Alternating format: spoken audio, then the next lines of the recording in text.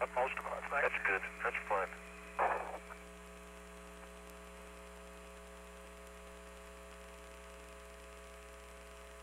Okay, 188 to confirm again.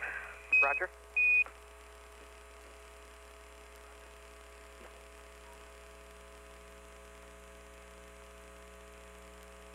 Okay. There's the one up slope with a flat side. Yeah. Maybe we can take that back as a. Want to take it back as a large one? Do you want to wait until we get over to a fresh crater? Let's wait till we get to a fresh crater. Okay. See if we can get some more. Here's one down here. To your right? Yeah. I see it too. Just make a little circle around the old rover here. Find some variety.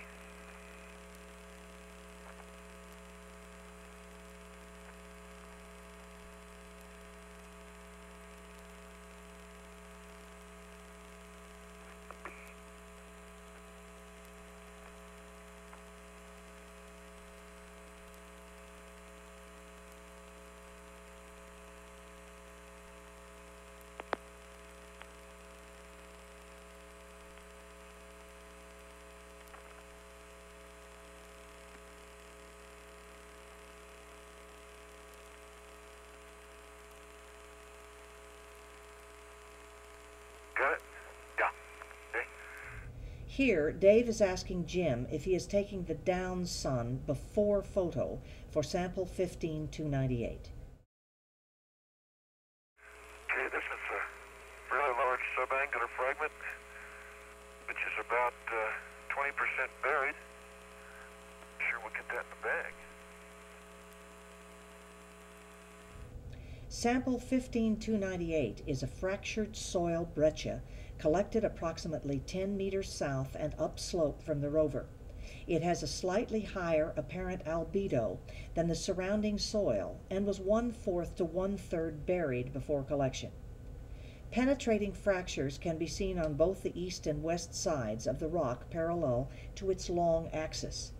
Sample 15298 has no obvious relation to nearby craters or other features, and its source is unknown. I don't think we will, Dave. Yeah, we've got it anyway. Two, it looks like here. Aha! The bottom, it looks like a light gray microbreccia with some white clast of millimeter size in it. That's about all. And the bottom side has slickened sides. And I do see some glass pattern on one side. Slickened sides are a structural fabric formed on the surface of a rock in a frictional environment, such as a fault zone. Essentially, they are scratches in the surface formed when the fault moved. They can thus indicate the direction of fault movement, helping us to understand an area's geologic history. Seen here are the slickened sides on sample 15298. And I also see one little, looks like an orange crystal in there, like it might be a little piece of olivine. It's got definite reddish orange color to it. Okay, beautiful. Get the picture before I step in it.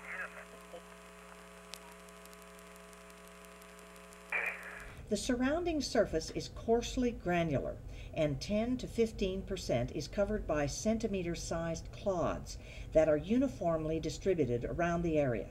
Two small, fresh craters several meters north of the sample 15298 have excavated such centimeter-sized clods and may be the source of the ones pictured here. See if we can get this in a... Oop. Do you want to try putting it in the bag? Yeah. This is definitely a different kind of breccia, Joe. It's only got light gray, millimeter-sized clast in it with a fine-grained gray matrix.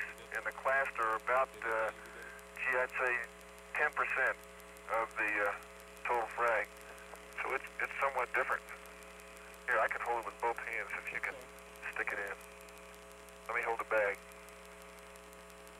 Put the bag, if you can get the thing in there.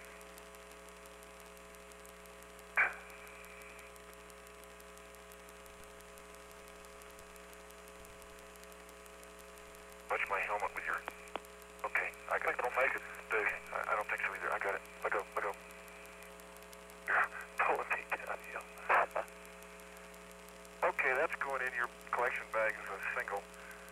think you can remember it, Joe.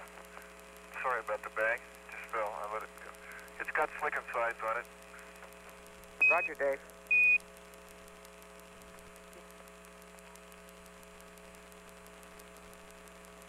Okay, Jimbo.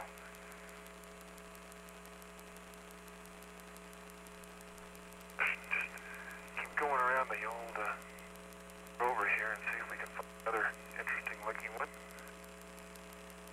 As you can see, probably with the TV, Joe, there just isn't much in the way of debris around here. It's all, Roger, Dave. We agree. Good description, and we might Hey, there's one. set you out a little later looking for a fresh trader that's brought up some frags for us. Okay. Jim, there's one sitting on top of this little crater over here. Reckon you can get over here to it? Yeah, I was trying to recover that bag, but I gave up on it. Oh, we got plenty of bags. Sweat the bags. We got more than we'll ever need. And Jim, on your pan, were you able to sweep around a full 360 degrees? Yeah. Okay. Yeah, I have a pan. I'll take another one probably before we leave the area so you get a little stereo effect. Beautiful. We've got film to burn. Interesting one, I think. You can tell we sink in about 2 or 3 inches. Roger. Material. Jim, I would say that this fragment here hit right before its position. You see that little spot? See that little spot right there in front? Yeah. I think that rock hit there. Yeah, you can convince me of that. And it, take a look at it. Let me get the pictures here. Wonder from whence it came. If it did hit there, it was traveling west. Yeah, east to west, and it left a little mark about a foot from its present position, and its present position is on the surface. It's about 4 inches subangular, and we'll pick it up and take a look at it. As a matter of fact, I'll see if I can't get a close-up with the little spot that it hit here. Well, I can lean down. Dave and Jim have been describing a mark made by the rock in this photograph. This rock is a breccia that will become sample 15299. By relating the mark to the rock's present position, they are able to determine which direction it came from.